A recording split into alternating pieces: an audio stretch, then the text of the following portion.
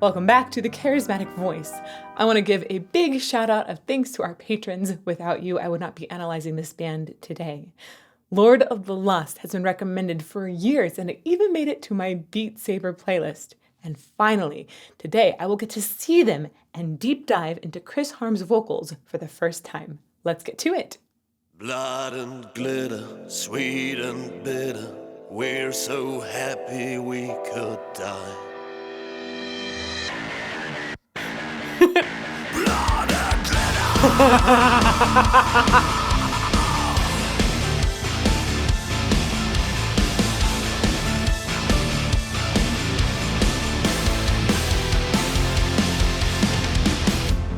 What we are is but a choice, a promise to ourselves. We are free to break and change. Never forget that it go. There's no need to know whether above or below. We are all from the same blood, blood and glitter, sweet. Oh my gosh. I'm totally loving how quickly he's switching into different gears. It's not just different instrumental gears, it's also different vocal gears. There's so much that is happening, and the way that they're weaving between different styles and different elements is just, it is so capturing. Whoa. I mean, just the entrance of the harsh vocals in there, and then the way that he's come back into different styles of cleans as well. It's very, very impressive. Okay, I'm going to go back to the beginning. I feel like this is going to need a lot of time to digest.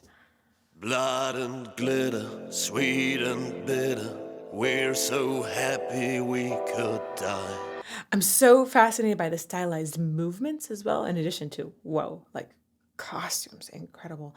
But this sound at the beginning, you can tell he's got obviously a rather deep tone, but he's got this raspy edge on it that reminds me just a little bit of Rammstein.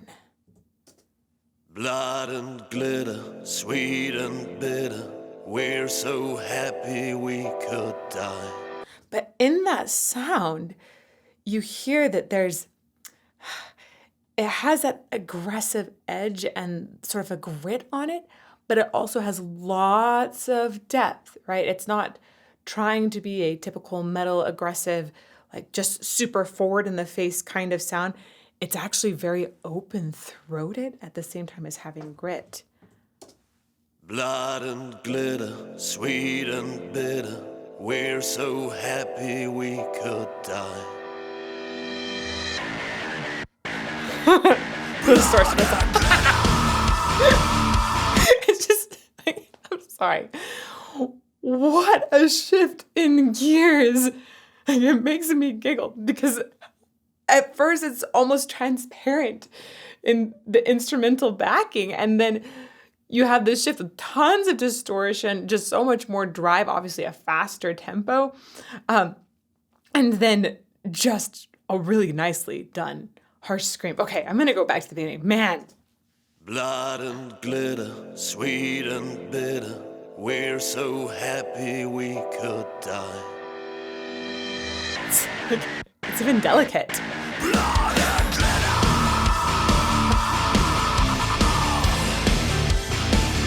I'm so curious. Oh my gosh, I'm stopping this so much. I'm just really fascinated by so many details. Oh boy, okay. There is essentially like a stutter that happens in here. I think that that's done in post, but I'm actually really curious if you could stutter a harsh vocal like this live. I'm really curious. Blood and glitter.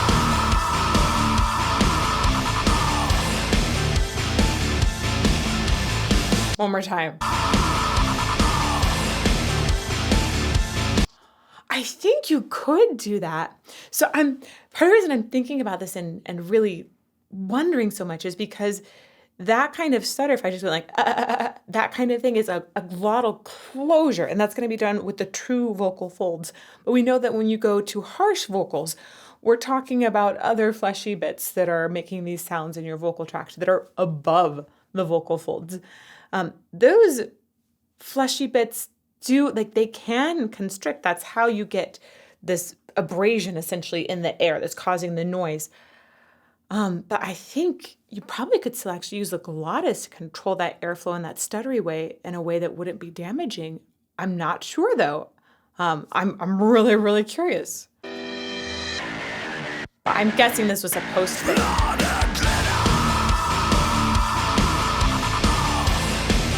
It sounds like it's post.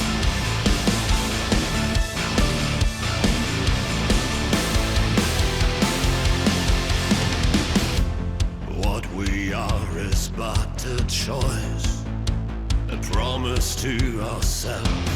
We are free to break and change. Never forget that it go. Okay, so this last one we just had was very similar to the very first intro opening, and it's going even more into that deep, full-throated sound he has, and then all of a sudden this pattern that happens, like almost a rap. That's so many vocal gears. We are free. I like this clean expression. Never forget that it go. There's no need to know whether above or below. We are all from the same blood. Blood and glitter, sweet and bitter. We're so happy we could die. It's so interesting because in that sound, higher sound that's often going to have a little more tension in it, we actually don't have as much grit. You can hear he brings it in just a tiny bit here and there, like it's a little tiny signature that he's adding, but it actually has quite a bit of cleanliness in that really full-throated sound again. There's so much that reminds me of Rammstein. It's very, very fascinating. All from the same blood. Blood and glitter, sweet and bitter. We're so happy we could die. Blood and glitter, sweet and bitter. We're so happy we could die. Blood and glitter, Satan sinner. We do fall before we rise. Now go, let your blood flow. With broken wings we learn to fly. We are blood and glitter. Keep your head up and Wow. I am such a fan of the way they are layering so many of these things together.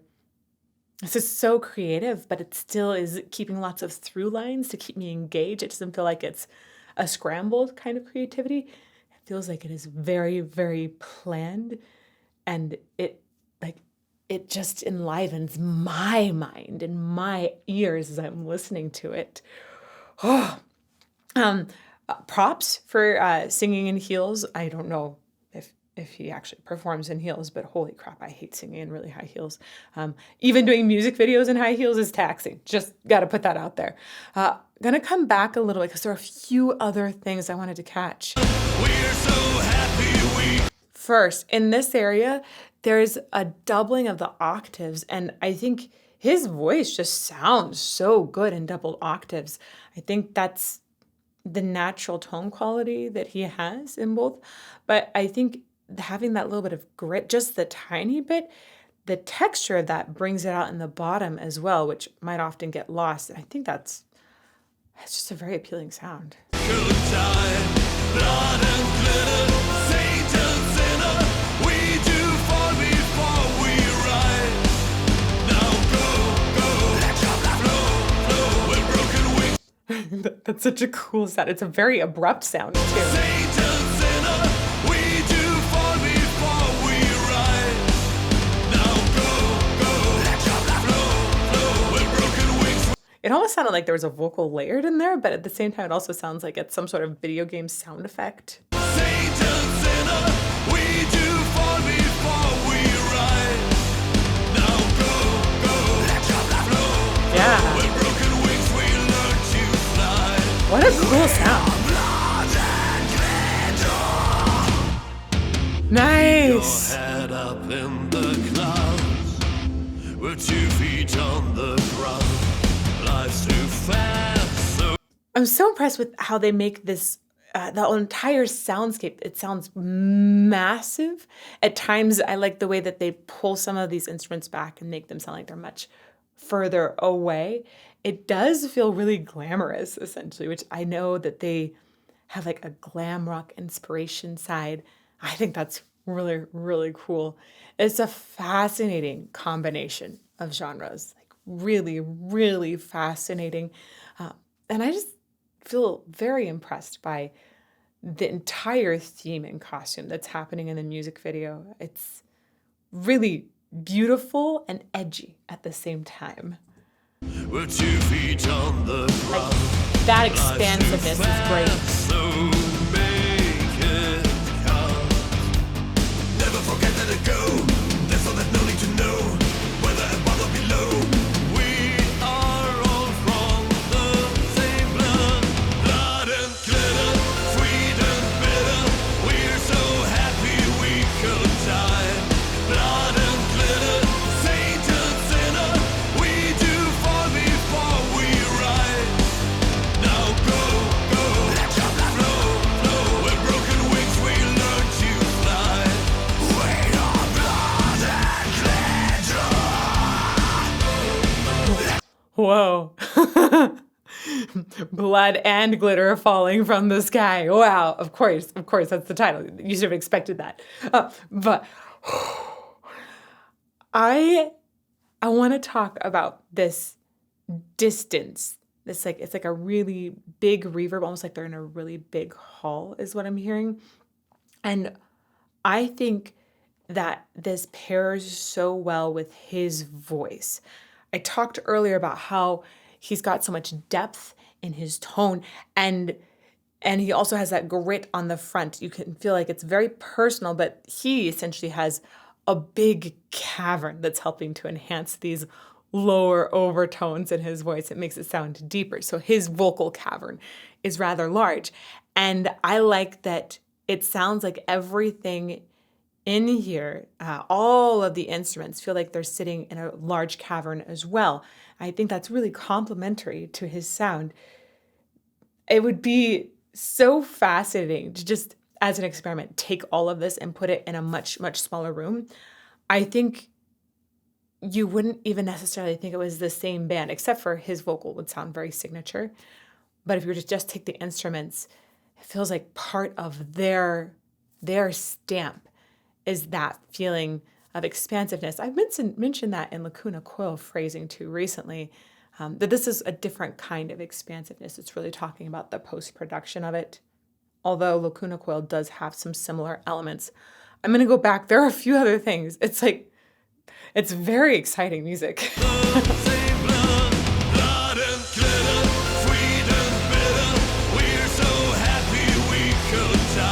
So I love the way the synths in here feel like they're from the 80s, but then you're combining harsh vocals, which to me feel very modern, and they're doing it in a way that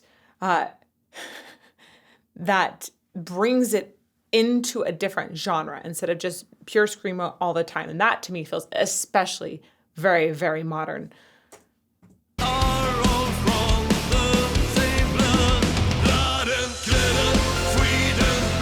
Right?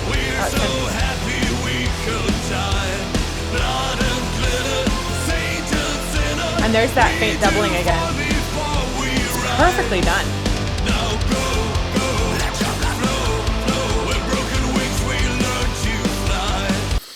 Something about that sound effect there reminds me of Among Us. I feel like I was just slain, which is appropriate for Blood and Glitter, I suppose. Again, shout out to Andy, Mel, Mookster, Runa. 3 of you regularly slay me in Among Us in our Patreon games, and it's wicked fun. And I love that y'all got this in front of me to actually see and deep dive into his vocals, because wow, this is fascinating. You guys have been right all along. Doesn't that feel good? Sweet and bitter, we're so happy we could die. Blood and glitter, saint and sinner, we do fall before we rise. Now go, go, let your blood flow, flow. With broken wings we learn to fly.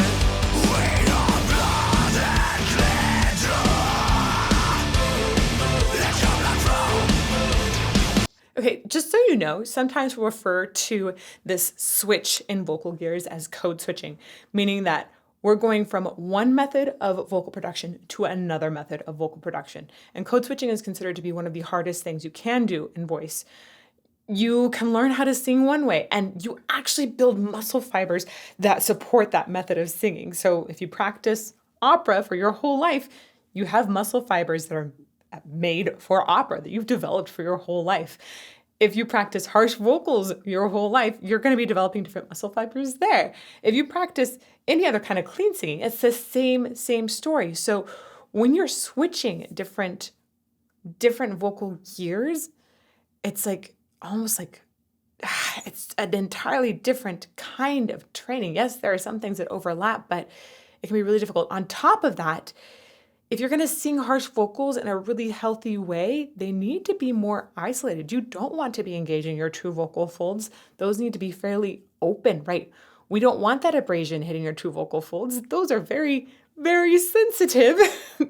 They're not that tough. Your harsh vocal bits are tougher than your clean vocal bits. So it's not easy to do this and completely isolate one and then the other. It's a very complex function to sing any type of style. So switching presents the most danger and is very difficult.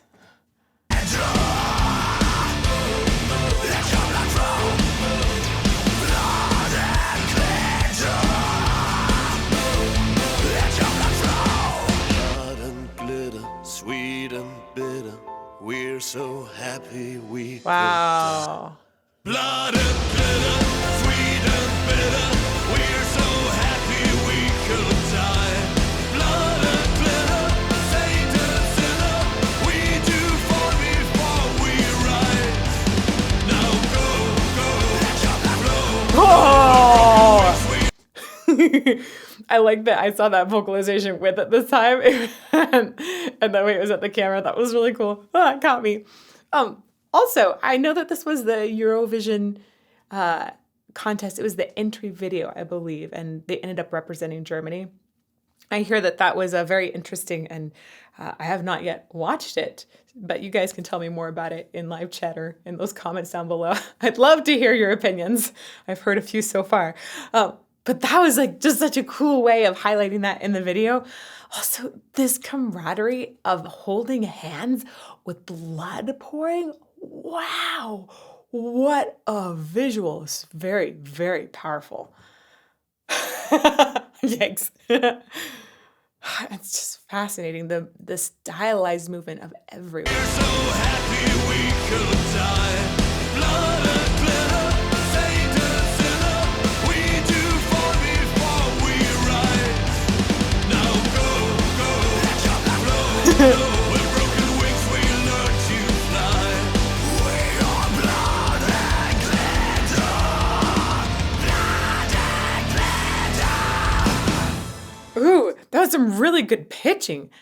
Man, where's this gonna go? There's over a minute left, and that felt like it was considering being an end. I don't think it was the end. We're gonna find out in just a bit. But the pitching of those harsh vocals was super awesome. Pitch and harsh vocals is another one of those areas that completely fascinates me. You can do a lot to affect where a pitch center is. We don't have true pitch in harsh vocals because we don't have the true vocal folds making a pitch. Those have a special ability to oscillate at like a repetitive frequency that's more narrow. With harsh vocals, you kind of get this like wide area that's highlighted, and it's almost like more of a band. And it's definitely not as bright as a true pitch if you're looking at a spectrogram. But there are things that you can do. You can affect that pitch center at the source of the pitch, right? It can be different areas in here. Or you can also affect it by different mouth shapes. You can like put your tongue in weird positions. I made a course about this recently with both Chris Lipe and Will Ramos, and it's super, super fascinating stuff. If you want to dig really, really deep into that, you can find it online.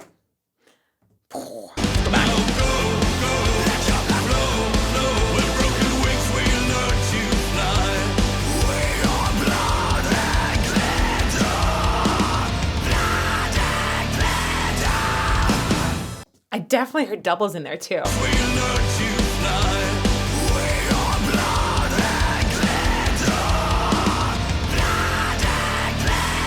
So effective. Nicely done. Whoa.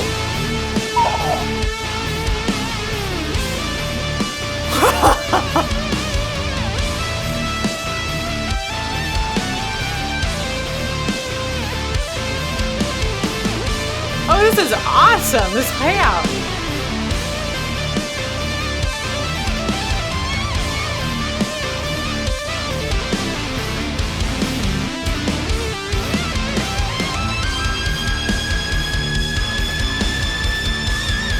Oh, that's awesome. Whoa.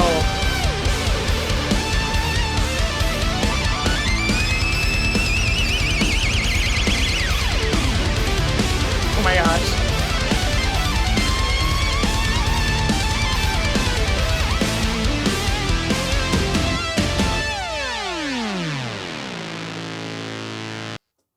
Okay, I am going to go back. There are two major things that I wanted to point out. First, when glitter sticks to you, it gets really, really itchy. I know this because I had to play, I shouldn't say had to. I've had the great fortune of playing many roles that die on stage. And one of them was the cunning little vixen, which was all in Czech. And Czech is such a difficult language to sing opera in. I'm sorry, it's one of the toughest. I think it's just the hardest language I've ever performed an entire opera in. But spoiler, the vixen dies. And I remember laying on stage dead and sweaty and having glitter fall on me. And oh my gosh, it's so, so itchy when it sticks to you like that. Oh, I was feeling the itches all over my body all over again watching them. Other thing, it is wild how he plays with vibrato. There's like the width of that vibrato. It's just, that was so cool to hear in that solo. Okay, so we're going to go back. Let's go back, like way back. Yeah. No, further. Further. There we go. Itchy.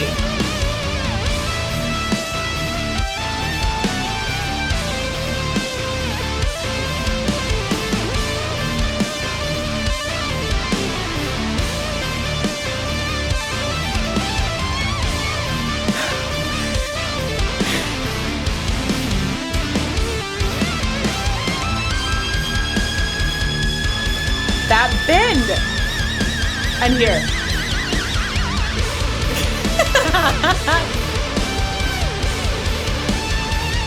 Wow.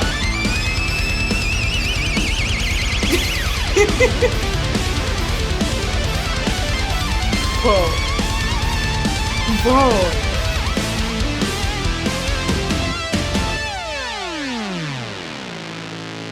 Sawtoothy. Oh my gosh, that is such an intense gaze.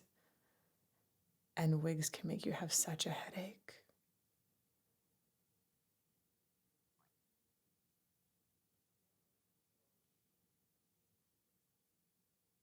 What a fantastic direction! Whoa. I thought that I would like them. I knew that they would be good, but I didn't expect them to be that great. I am fascinated by the way that they weave so many sounds together. It's like everything is based around the same idea of having that edgy yet deep sound that's in his voice, that's in the instruments and how they're produced. I also think that that's in the way they've taken so many different timbres and vocal styles and just instrumental styles too. They are all deep in the ability, but edgy in the way that they're combining them. It's so really just fascinating and cool. Thank you so much for this recommendation.